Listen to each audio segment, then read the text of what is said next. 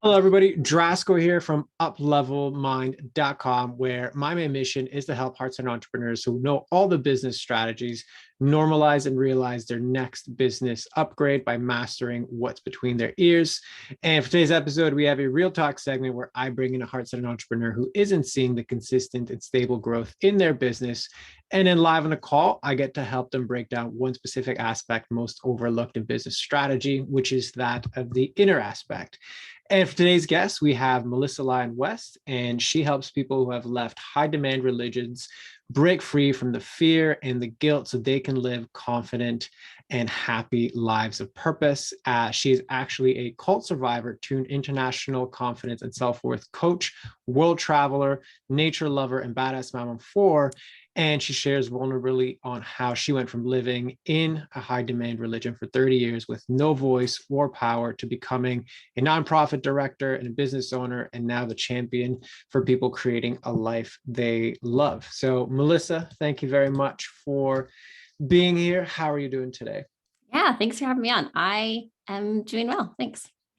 Awesome. And I gotta say, I mean, you're probably the first guest that I've had on that's had a backstory like yours. Like I've heard instances of like other people talking about, the pressures and what can happen in these types of situations. So, I mean, just for myself and for everybody else, if you could give us, some context and about your story, et cetera, because I'm actually excited to dive into it because Yeah. it's actually my first interaction with somebody like yourself.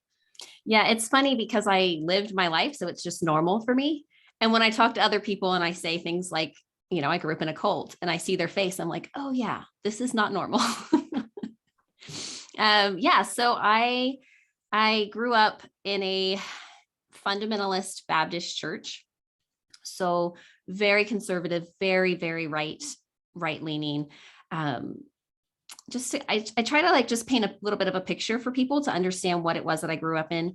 It was taught that God had given men all of the wisdom and that women were supposed to listen and obey. So at first that was your father, and then you would get married and that was your husband. And you weren't really supposed to work outside of the home. You weren't supposed to have your own thoughts and ideas. You were supposed to just agree and follow everything that your husband and then the leaders of the church, specifically the pastor, whatever they said. And so my dad was actually the one in charge of the group. He was the pastor of the church. So my experience was a little more intense. And I was also homeschooled, so very secluded. I didn't have access to watch TV or listen to the radio. I didn't read books outside of what was printed in my religion. So very closed off, very, like we went out into the regular world, but I never really had any interaction with normal people. I put that in air quotes. Yeah, so I was raised in that. I went to school in that. I got a job within that group. And then I got married. And after I got married, I stayed home, and then I had 4 kids, just one after the other. We were taught that a woman's value was really connected to how many children she had and how well she took care of her house. So I was trying to be a really good wife and had a whole bunch of kids.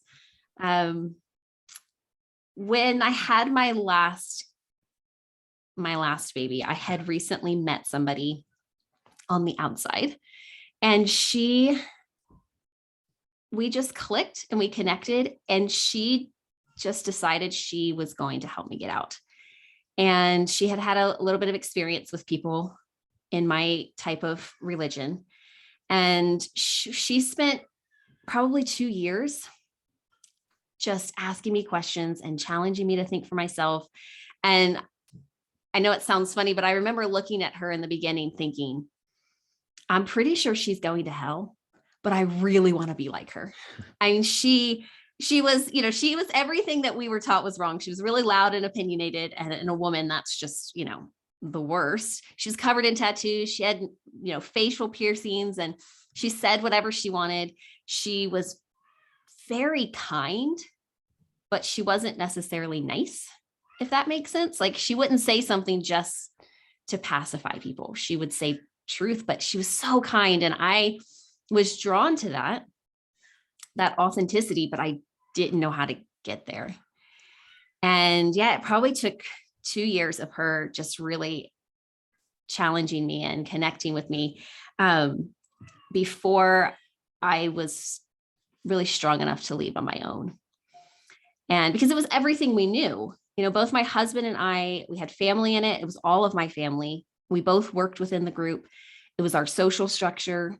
We actually lived on the property. There were about 10 families that lived on the property at where the church was. It was a 40-acre farm that had been transformed into kind of a commune.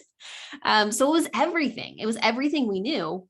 And we both actually believed what we were being taught. We truly believed it. And I just thought being terribly unhappy and wanting to end your life multiple times was just part of what we were supposed to experience. I had no idea that there was actually like happiness and joy and fulfillment. And it wasn't until I met this woman that I saw that in her. And then I started reading and listening to podcasts like on the outside. And once you start to crack open and once the light starts to pour in, I don't think you can go back. You can't piece it back together and go back to, being in this prison when there's something else. And it was painful.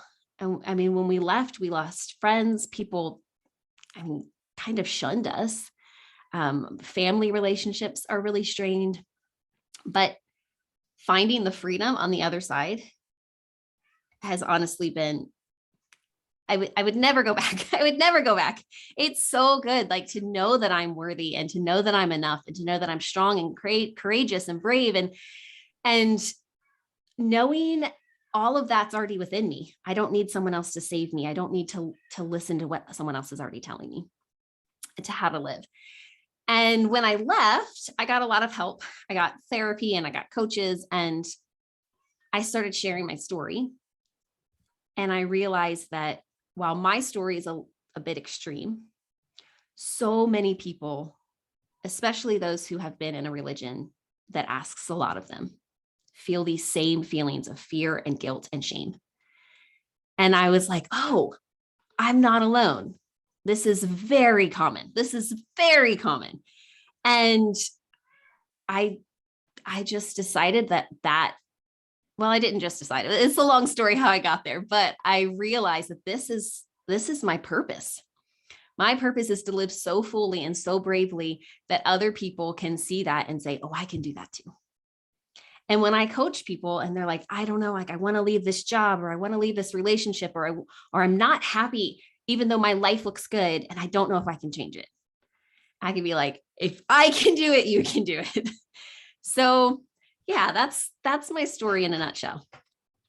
I love that. And thank you very much for sharing it, because while you were speaking, especially the last part, that's kind of what, I guess was hearing, or what was coming up for me was like, yeah, you live this extreme version and this kind of microcosm, almost like a Truman Show type situation. I don't know if you ever saw like the Yes. movie, right? But so it was like that's an extreme example, but like the micro examples of that we all experience in various instances, right? Like from family pressures to societal pressures to like the shoulds of what business, career, relationships should actually look like, yeah, it's not like a whole world built around those like control structures, but they are there. And it's only when we realize we have the choice in it and then to exercise the courage to move away from it, that those things actually separate. So it's kind of cool how like it's kind of like that Zen saying of like, once you know the way, you see the way everywhere, right? Like it's just it's the same thing but in a different package. So that's what was coming up for me. So I'm just curious, is that also how you see it, or is there something to add to that? Yeah, no, that's exactly what I was seeing. When I left, I felt honestly, I felt really embarrassed about my story. I didn't leave until I started leaving when I was 28. I fully left when I was 30. I raised kids in it. And I was kind of embarrassed that I had not been able to leave on my own. And then I started seeing, oh my goodness, not everybody, but so many people are trapped in a life that they don't like. They're living it because somebody else told them to. Whether it's, they got a job because that's what their parents said was a good job, so they did that. Or they're staying in a relationship because they've been taught that divorce is not XYZ. Or, religion, I have a complicated relationship with it. I don't want anyone to leave a religion if it's working for them. But so often religion says this is the one way and you have to do it this way. And when you're in that, you're like, okay, I'll do it this one way, even if it's killing me. And for people who have left or who have chosen to do faith their own way, they've had this hard lessons of, okay, I can do these hard things and still survive. And yeah, that's what I've seen. Like, I think everyone is kind of searching for that purpose. And for me, when I say purpose, that just means to fully live who you are. When I say purpose, I don't mean like find the right job. Just to be fully yourself and to fully allow yourself to be seen and to know that's enough. Whew, okay. Start preaching. No, absolutely. Because it's the authenticity that allows for the purpose to actually manifest and unfold, right? Like, you can be fully living your authentic self and express that in job A or career B or business C. That part's kind of secondary, right? Because it's the expression, like it's the vehicle for the expression. And then I understand, like, that's what we call purpose. And I know in a lot of my conversations and even in a lot of my own history, like, that always got caught up. It's like, is this my purpose? Is this what I'm supposed to do? But it's kind of the wrong question, right? It's the cart before the horse, because it's really, who am I being? And then where's the best place to express that in something that I enjoy, right? So 100%. Yeah. It's more like one of my coaching friends, she's always like, just chase your curiosity. If you are fully being yourself and then it doesn't, like you said, it doesn't matter what job or business, that's secondary. That's secondary to who you already are and knowing and accepting that. Absolutely. And I think the important piece that people miss when it comes to curiosity is, like, curiosity can come with a lot of distortions. Like, pure curiosity is an authentic expression of like exploration, right? But I think so often we label something curiosity, but in the back of our heads, it's kind of like a lack or not good enough because we're looking for the right thing. Like, oh, I'm exploring so I can find the right thing. Right. And it happens in business all the time where people are like, oh, I'm exploring and I'm trying different things, let's just say for marketing. Right. But there's not really an air of curiosity there. It's more, no, what is the right thing? What is the right lever to push to, like, get the thing? But it's like, it's like, it's kind of like diets, like everything works, but nothing works for everybody. Right. And I think this is kind of the same thing. So I think we're kind of touching on the same point there. So I love your I think in business and life, there is no one right way. There's no, and anyone who's trying to sell you the one right way is a liar. There's no, I don't believe that there's one right way in religion. I think everyone has to find what works for them. I don't think there's one right way for business, because yes, there are strategies and things that you can follow, but it doesn't mean that it's right for you. And if you're looking for the one right thing, it all boils down to you don't feel enough. Anyway. Yeah, because then something external has something else will fix validation. Yeah, exactly. Yeah. So 100% agree with you on all those fronts. So what I'd love to dive into then is, having this vast lived experience, right? Because this is much different than, like, okay, I understand the patterns and then I can see them in other people. This is like deep lived experience that you've had to experience getting out of. And from what I understand, you're now moving into a business, a coaching service where I'm assuming you're helping people in similar situations make their own transitions. Is that accurate? Yeah. So not necessarily helping them leave, but the people that most often are drawn to me are those who have left or who have decided to do religion in their own way, find faith on their own. And it's helping them move through the fear and the guilt and the shame that we have learned so deeply within religion, and learning who we really are, who they really are, and how they can move through life in a happy and joyful way. Yeah. And so I mean, my program, that my coaching program that I go through is called Unapologetic. And it's how to be fully yourself when we've specifically, a lot of people, but specifically those who have left high demand religion, we are always worried about what other people think about us. And that comes down from the very top. I mean, we're taught that we have to live a certain way to make God happy, and then all the people around us. And so we're constantly caring about what other people think about us. And so, my coaching program is to say, like, how do we move through this life? How do we overcome what other people think about us and still do what we want? Got it. So how to discover that inner authenticity, but then also be able to stay like steadfast in living it, knowing that there's going to be, that resistance from the outside. And okay, got it. So in that case, what is it that you're having or finding the most challenging to get to the next level of the business? Yeah, I was thinking about this.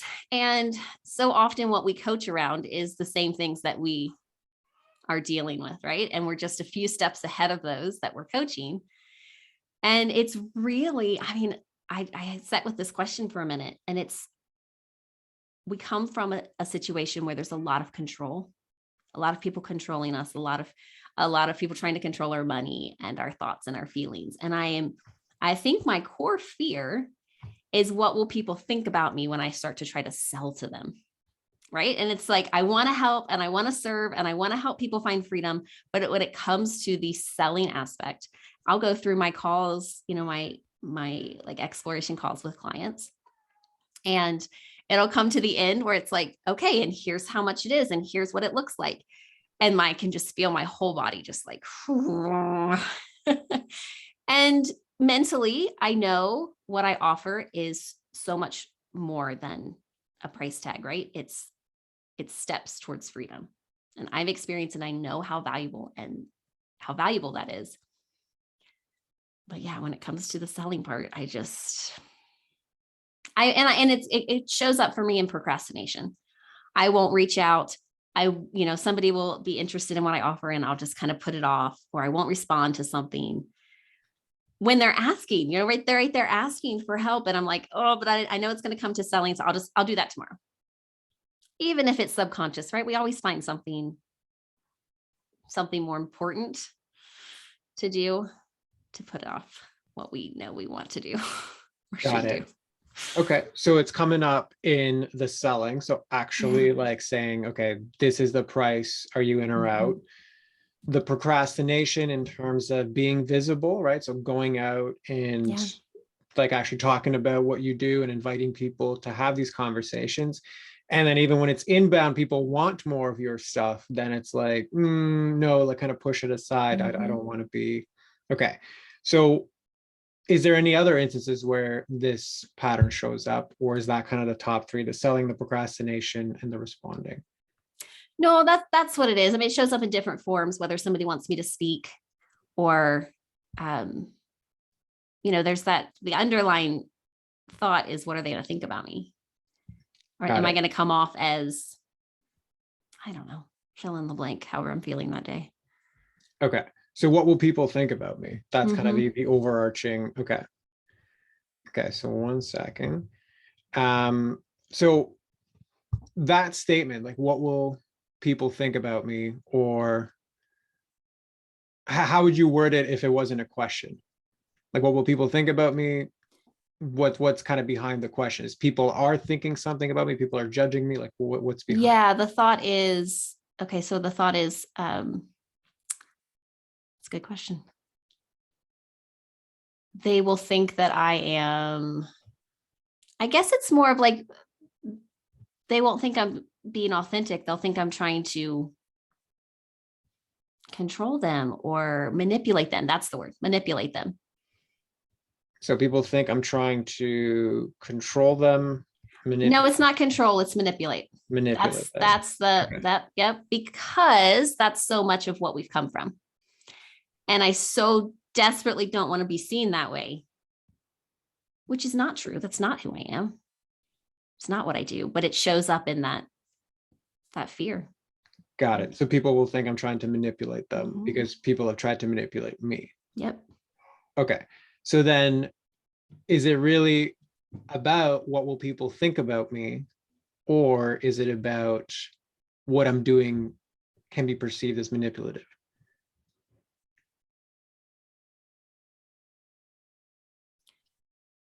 Yeah. Yeah. If they perceive me as manipulative, then it's the opposite of what I want. And that's probably stopping me from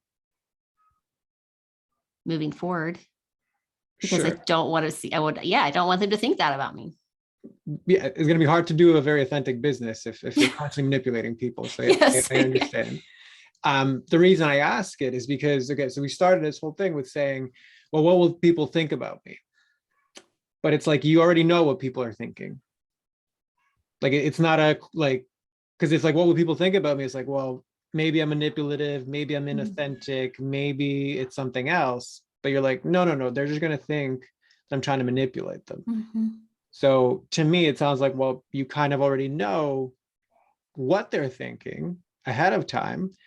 So then the issue isn't what will they think about me, Yeah. right? It's Yeah. I'm making the conclusion of it already. Mm-hmm. So does that resonate for you or not? Yeah, it does. Yeah, it's always just asking that deeper question, isn't it? Asking one more layer. Yeah, that's what I don't want. I don't want them to think that. Okay. So then people will think I'm trying to manipulate them. Mm-hmm. If you were to turn that around and replace people with I, what would the statement be? I don't want to manipulate me. Is that what you mean? Well, the original statement was people think I'm trying to manipulate them. So if I change people to I, it becomes I think I'm trying to manipulate people. Okay. How does that sit here with that? I gotta sit here with land that. for you? Okay. Maybe that is the fear. Yeah. That you're doing. Woo. Yeah, maybe the fear is that I'm manipulating them. And consciously, I know that I'm not, because that's not my coaching. My coaching is very much what you're doing, turning the question back towards them, asking them. But subconsciously, okay, I'm just in my head for a second here. Yeah. No, that's fine. Take your Yeah. time.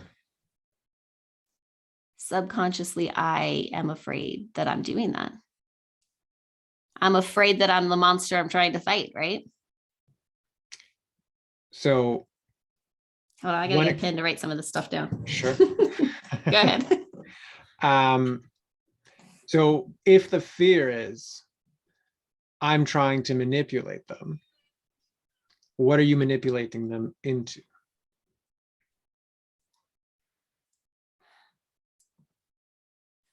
I'll have to think about this because this is a thought process I've not experienced before. If I'm trying to manipulate them.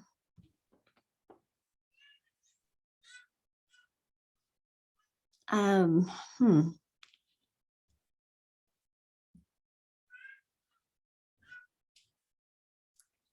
feeling a little stuck on this one.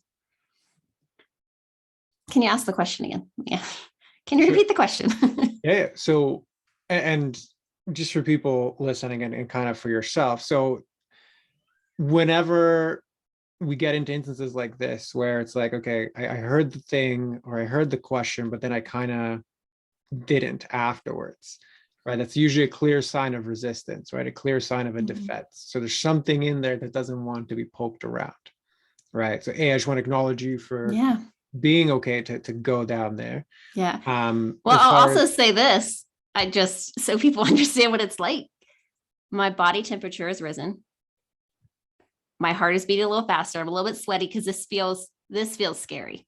Yeah. This feels like, oh, I have not gone here before.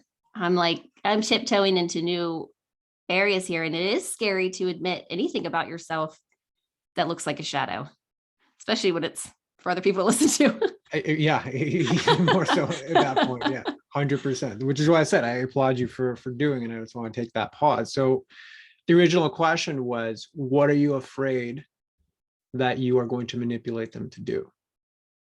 What are you manipulating them to do? Yeah. So the first thing that comes to my mind that I was like, maybe that's not it, but is to give me their money, is to pay for the service. What if they can just do this on their own and I am manipulating them into paying me to do it? Okay. So what if you are? What then? Oh, that just makes me a sleazy person. Okay. And what if you're not? If I'm not, then the lie is stopping me from actually helping people. So that's why you're always in a, like, you're either sleazy or you're betraying them by not helping them. There's a lot of cognitive dissonance Yeah. to be stuck in that place. Yeah. Was there ever anybody else that was manipulative or sleazy that took money that you saw? In what way? Do you mean like within? Like within your experience? Oh, yeah. Oh, yeah. I mean, I know all religion is not bad, but my experience relies heavily on sleazy people taking people's money. Okay. So whenever somebody takes money for quote unquote help, my experience is that it's sleazy. Yeah. So Whew. it's sleazy to take money for help. Does that feel accurate to you? Yeah. Yeah. I mean, that's making me feel a little emotional. Okay. What's the emotion coming up?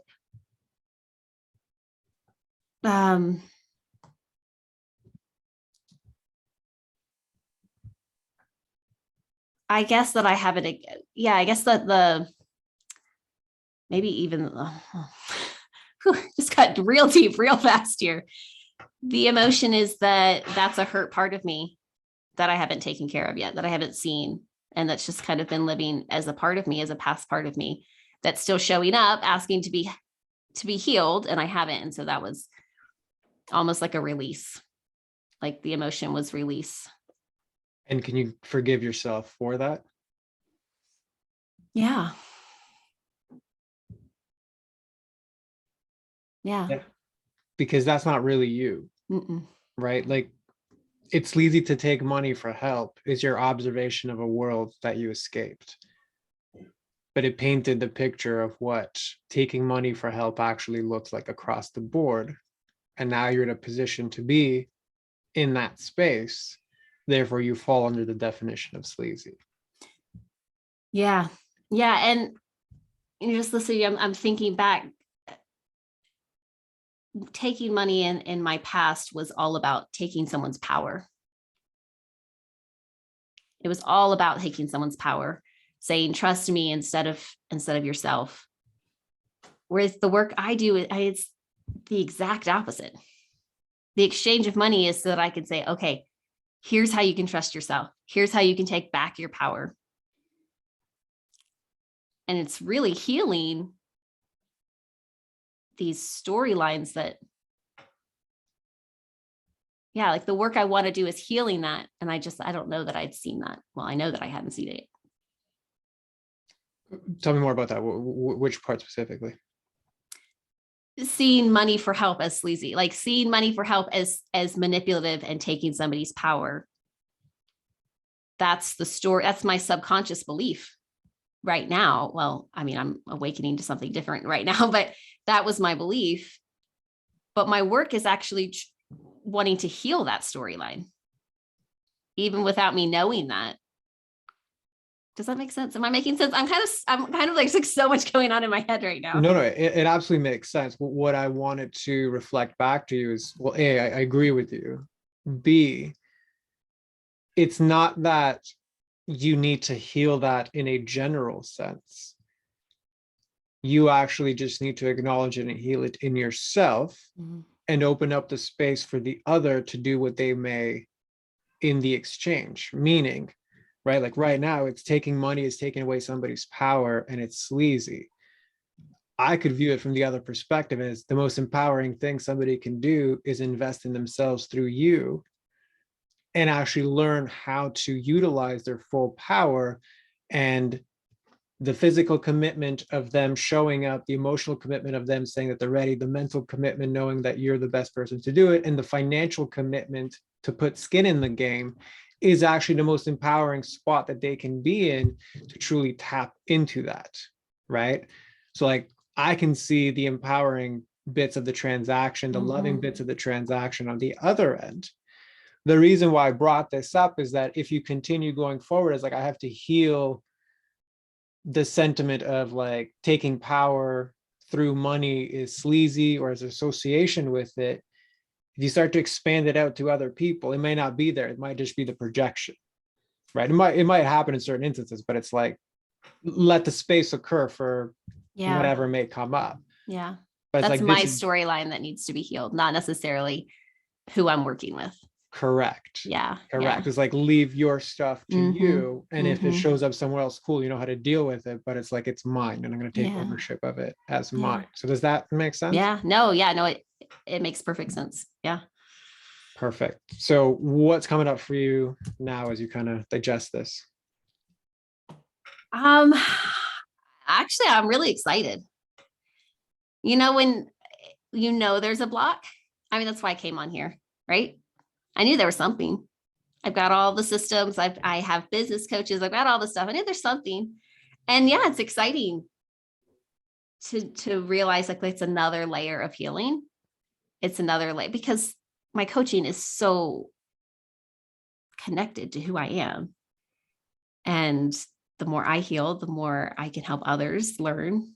Yeah, and just I guess I'm excited to sell a little bit, Beautiful. which It's is a shocking. beautiful spot to be in. I mean, we just literally Yeah. went from like it's so sleazy, manipulative to sell to like, you know what, I'm kind of excited to do it now. Yeah. Yeah. Just thinking about what you were saying about it, how it's empowering and it's offering a person a chance to invest in themselves.